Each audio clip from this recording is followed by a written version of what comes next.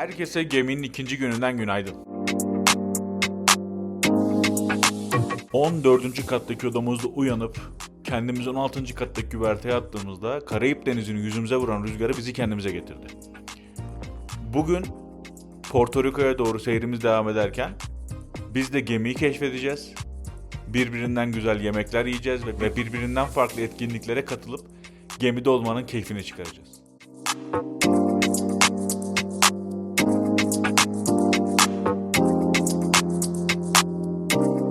Sabah erken dolaşırken insanlar kahvaltıya başlamışlardı. Restoranlarda da kahvaltı yapabiliyorsunuz. İçeride The Galley diye bir yer var. Orada da farklı kahvaltı çeşitleri var. Oradan da kahvaltılık yapabiliyorsunuz. Ben bir tane başlangıç açısından şöyle avokadolu, whole grain'li yani tam buğday ekmekli bir baget kızarttırdım kendime. Avokado aldım, somon aldım ve krem peynir aldım. Şimdi bunları hazırlayacağım. Kahvemin eşliğinde bir sabah kıyıntısı diyelim. Bir sabah kıyıntısı yaptım kendime. Onu yiyeceğim şimdi. Götüreceğim diyecek. Onu yiyeceğim. Ondan sonra da size hangi gemideyiz, nereye gidiyoruz bir onlarla ilgili bir bilgi veririm.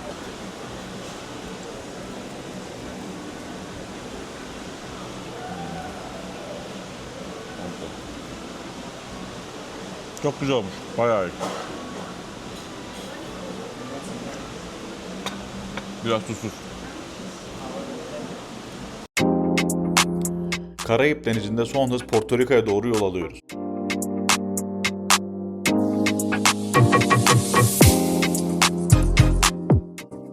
Bu yolculuk 2 gün sürecek. 2 gün boyunca gemide olacağız ve bu canavarı keşfetme, tanıma fırsatı bulacağız. Bu 2 gün boyunca gemiyi deneyimleyip daha sonrasında size bu deneyimlerimi tek bir seferde aktarmayı düşünüyorum. Bugün kahvaltımızı Razzle Dazzle'da yapacağız. Akşam yemeğimizi ise The Wake'de yiyeceğiz. Yemekten sonra ise geminin içindeki şovları izleyip akşamda 80'ler partisiyle bugünü kapatacağız.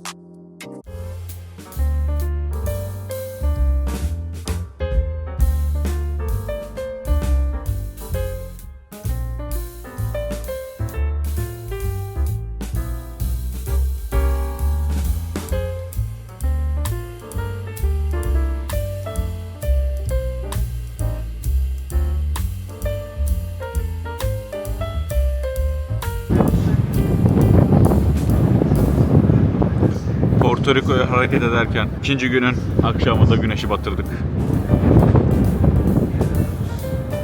Seyir son hızıyla devam ediyor.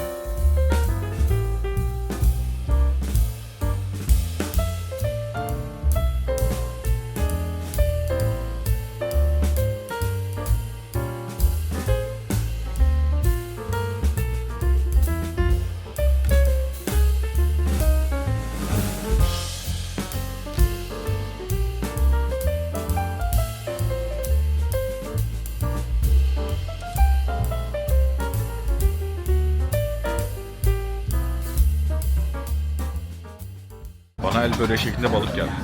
Buradan el böreğine benzettim. Böyle bir işlemi de varmış.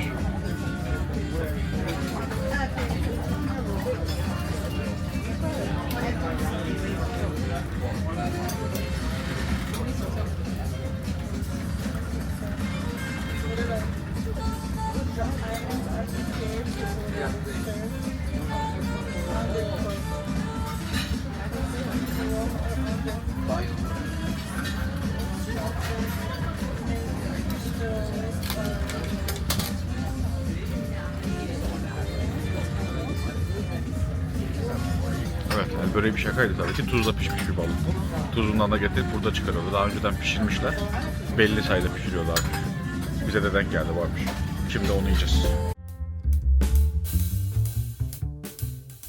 Şimdi The Wake'den sıcağı sıcağına da aktaralım istedik. Çok lezzetliydi. Yani adamın bize önerdiği balığı yedik. Tuzla pişmiş balık. Bir de New York steak aldık. Çok güzel pişmişti, süperdi.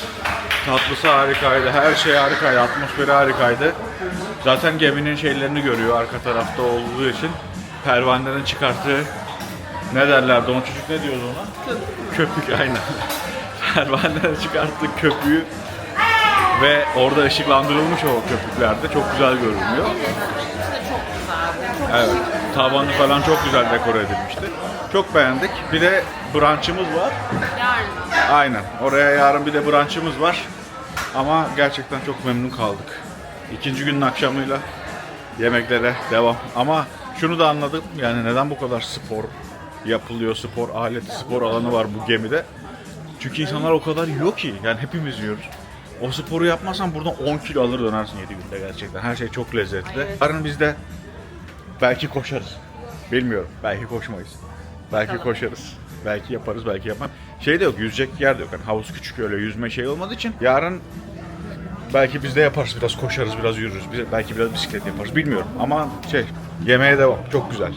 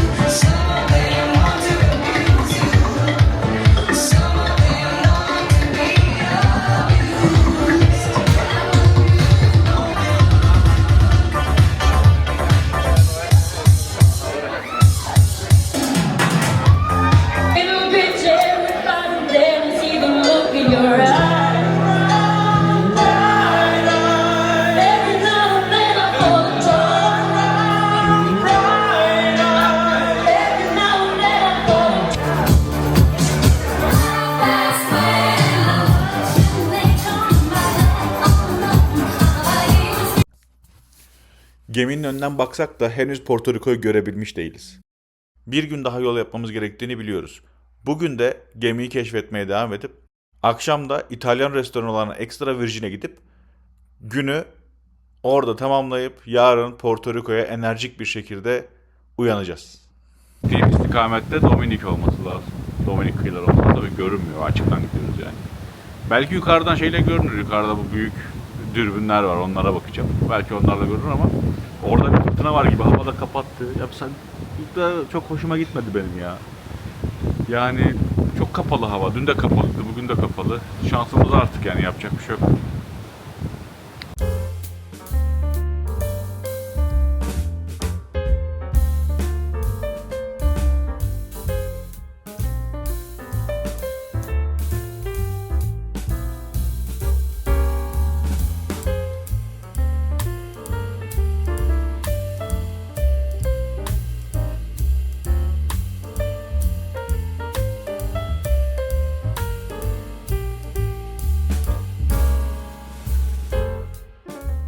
Porto Rico'ya doğru yol alıyoruz. Yarın sabah Porto Rico'da olacağız. Ben de hazır buralardayken buraların biraz bulunuşundan sizlere bahsetmek isterim. Keşfinden biliyorsunuz. Bizim tarih kitaplarımızda şu yazar. İşte baharat yolu, işte İpek yolu, Kızıldeniz ticaret yolu Osmanlı'nın elindeydi. Avrupalılar alternatif ticaret yolları arıyorlardı. Coğrafi keşif yaptılar. 1400'lerin sonunda, 1500'lerin başında coğrafi keşifler yaparken işte Amerika kıtası bulundu ve bu kadar. Ben daha başka bir detay hatırlamıyorum. Coğrafi keşifler yapıldı, bitti. Sonuçları yeni ticaret yolları bulundu. Avrupa zenginleşti.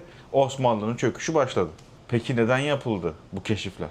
Kim yaptı? Ne zaman yaptı? Hangi şartlarda yaptı? Ne götürdü? Ne getirdi? Bunlar pek detaylı olarak anlatılmıyor. Şimdi biraz bunlardan bahsedeceğim. Bu bölgenin adı aslında Antiller. Antil Adaları. Büyük Antiller ve Küçük Antiller olmak üzere iki farklı Antil grubu var. Ada grubu var. Küba, La Española, ya bugünkü Haiti'nin ve Dominik Cumhuriyeti'nin paylaştığı büyük ada La Española diye geçiyor. Ve Porto Rico'nun bulunduğu bu üç büyük ada Büyük Antil olarak geçiyor. Porto Rico'nun doğusundan başlayan ve aşağıya doğru Güney Amerika'ya, Venezuela'ya kadar inen, en sonunda da Trinidad Tobago'nun olduğu adalar topluluğu ise Küçük Antiller olarak geçiyor. Peki Antil ne demek? Neden Antiller? Antilya aslında Fransızca kökenli bir kelime. Avrupa'dan Hindistan'a kadar Atlantik Okyanusu'ndaki hiç bilinmeyen bir kıta. Yani bu kıtayı bulmadan önce de orada bir kıta olduğu düşünülüyor ve oraya Antilya deniyor. Aslında buranın bir diğer adı da Batı Hindistan Adaları. Peki neden Batı Hindistan Adaları? İşte bu coğrafi keşiflerle geliyor. Niye böyle bir keşif ihtiyacı bulunuyor? Dediğim gibi farklı ticaret yolları arıyorlar. Asıl amaç dünyanın yuvarlaklığından faydalanıp Avrupa'dan batıya doğru giderek aslında Çin ve Hindistan'a ulaşmak. Yani bunu herkes biliyor zaten. Peki bu nasıl başlıyor? İşte Christoph Kolomb bu seferi yapmak için kendini finanse edecek devletler, o zaman krallar, kraliçeler ya da dükler, ne derseniz asiller arıyor. Kastilya ailesi, o zamanki İspanya krallığı, Christoph Kolomb'a 3 tane gemi yaklaşık 100 tane mürettebatla beraber küçük bir finansman sağlıyor. Ve Christoph Kolomb da bu şekilde yola çıkıyor. Önce Atlantik Okyanusu'ndaki Kanarya Adaları'na geliyor ve daha sonra 3 Ağustos'ta Kanarya Adaları'ndan açılıyor. 12 Eylül'de ise Bahamalar'daki ilk adaya çıkıyor. Christoph Kolomb'a 3 tane gemi veriliyor ve bu gemilerde 100'e yakın mürettebat var. Bu mürettebattaki insanların meslekleri de sanılanın aksine çok kalifiye. Çünkü hep şöyle bir şehir efsanesi vardır. İşte hükümlüleri, mahkumları Christoph Kolomb'a vermişler. Christoph Kolomb da yola çıkmış gitmiş falan ama aslında böyle bir şey yok. Bu mürettebatın içinde mühendisler, marangozlar, cerrahlar, doktorlar, hatta gidilecek yerde iletişim kurmaya yardım edecek İbranice ve Arapça bilen bir tercüman bile var. Yani Hindistan'a ve Çin'e ulaşacaklarından eminler. Yanlarında da oradaki dili konuşacak bir tercüman götürüyorlar. Yaklaşık 100 kişi gemici yola çıkıyorlar ve 12 Ekim günü Bahamalar'da bir adaya çıkıyorlar. Daha sonra da bu Bahamalar'daki adaydan daha güneye gelerek Küba'ya çıkıyorlar. Küba tabii ki Antillerin en büyük adası olduğu için bir ada olduğunu aslında en başta hissettirmiyor. Daha sonra da Küba'dan sonra da Küba'nın doğusundaki La Española adasını, bugün Haiti ile Dominik Cumhuriyeti'nin paylaştığı adayı buluyorlar. Ve Kolomb yanlarında getirdiği insanlardan, adamlardan bir kısmını La Española'da bırakıp seferin başarısını anlatmak üzere yanlarına altın, yerliler ve daha önce bilinmedik sebze ve meyveler alıp İspanya'ya geri dönüyor. Bu tabii büyük bir yankı uyandırıyor Avrupa'da. Çünkü çok küçük bir finansmanla yola çıkıp çok az insanın inandığı bir sefer bu. Fakat böyle büyük bir başarı sağlayınca başka insanlar, yerli insanlar getirince hiç kimsenin dilini bilmediği, o zaman yaşanılan yüzyıla ayak uydurmayan insanlar, bilinmeyen sebzeler ve çok yüklü miktarda altın ve gümüş geri götürülüyor.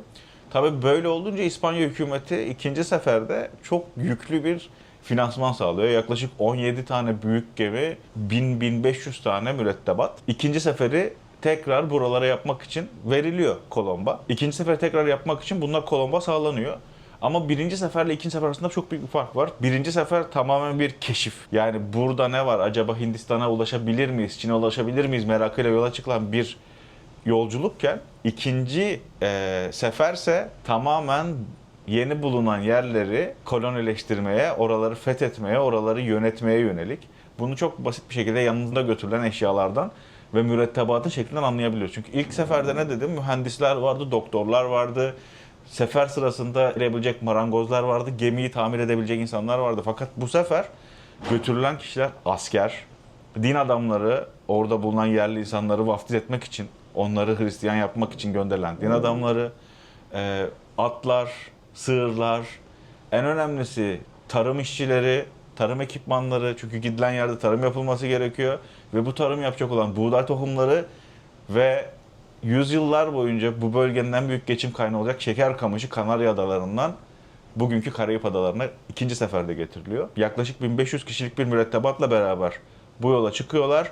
Daha güneyden çıkıyorlar. Bu sefer Afrika açıklarındaki Yeşilburnu Adaları'na kadar inip güneyden gelip Porto Rico'yu ilk kez buluyorlar. Porto Rico'dan sonra tekrar La Española'ya gittikleri zamansa ilk seferde bıraktıkları insanların yerliler tarafından öldürüldüğünü görüyorlar. Çünkü orada bir savaş yapılıyor ve yerliler orada bırakılan insanları öldürüyorlar. Bunun üzerine yine La Española'da başka bir yerleşim kuruluyor. İlk kolonileşme aslında La Española'dan başlıyor. Daha sonra 3. ve 4. seferler de yapılıyor yine Kolomb tarafından.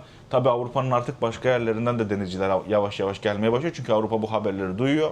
İspanya öncülüğünde yapılıyor. Artık 3. ve 4. seferde Kolomb ana karaya da çıkıyor. 3. seferde Venezuela'ya çıkıyor. 4. seferde ise bugünkü Panama'ya çıkıyor. 1506'da öldüğünde ise yeni dünyayı bulduğundan haberi yok. Yeni dünyayı bulduğundan habersiz olarak Kolomb 1506'da ölüyor. Bu yüzden bu adalar hala Batı Hindistan adaları olarak anılıyor. Bugün ise bu adalar birer bağımsız devlet. La Española'yı paylaşan Haiti ve Dominik Cumhuriyeti, Küba bağımsız birer devlet. Porto Rico ise iç işlerinde bağımsız, dış işlerinde ise Amerika'ya bağımlı ama Amerika'nın tam bir eyaleti olmayan bir ülke. Biz de bu kruz gemisinde Porto Rico'yu ve La Española'yı paylaşan Dominik Cumhuriyeti'ndeki Puerto Plata limanına gideceğiz. Hem bugünkü durumlarını hem oradaki doğal güzellikleri, sahilleri göreceğiz, oraların keyfini çıkaracağız. Hem de bu coğrafi keşiflerden kalan, ilk kolonileşmeden kalan kaleleri, meydanları, kaldırım taşlarını, renkli evleri ve bunların ne anlama geldiğini hep beraber keşfedeceğiz. Şu anda gitmeye devam ediyoruz. Seferimiz devam ediyor. Yarın sabah Porto Rico'da olacağız. O zaman bir an önce uyuyalım ve gözlerimizi de Porto Rico'da açalım. Bakalım bizi Porto Rico'da neler karşılayacak.